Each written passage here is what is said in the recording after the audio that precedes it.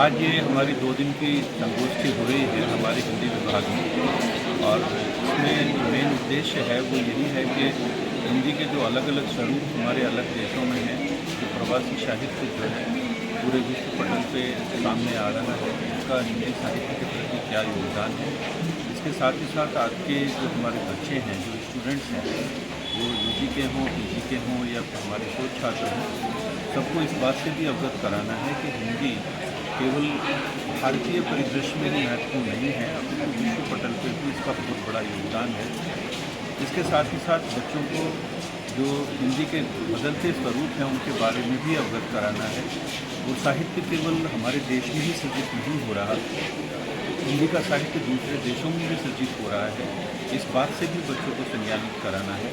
साथ ही साथ जो हमारे प्रवासी लोग हैं जो हिंदी के ऊपर काम कर रहे हैं और देश के अलग अलग हिस्सों से जाके दूसरे देशों में बसे हैं, वो हिंदी के बारे में कैसा सोचते हैं, उनकी क्या अवधारणा है और क्या अपेक्षाएं हैं भारतीय शोधार्थियों से, यह भी एक विचारणीय प्रश्न है। तो इन तमाम प्रश्नों के ऊपर हमारे जो आचार्यगण हैं वो हमारे बच्चों के साथ बैठे हैं। जो भी इसका आउटकम होगा, जो भी इसका निष्कर्ष निकलेगा, निसंदेह वो काशी विद्यापीठ के हिंदी विभाग को नया स्वरूप देने में बहुत ही सहायक साबित होगा।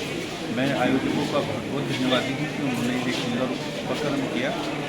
जैसा हमने अभी देखा कि 7-8 देशों से लोग इसमें जुड़े हैं, तो यह अंतर्राष्ट्रीय संगोष्ठी निसंदेह हिंदी को काशी विद्यापीठ का एक अभिनंदन ही कहना पड़ेगा।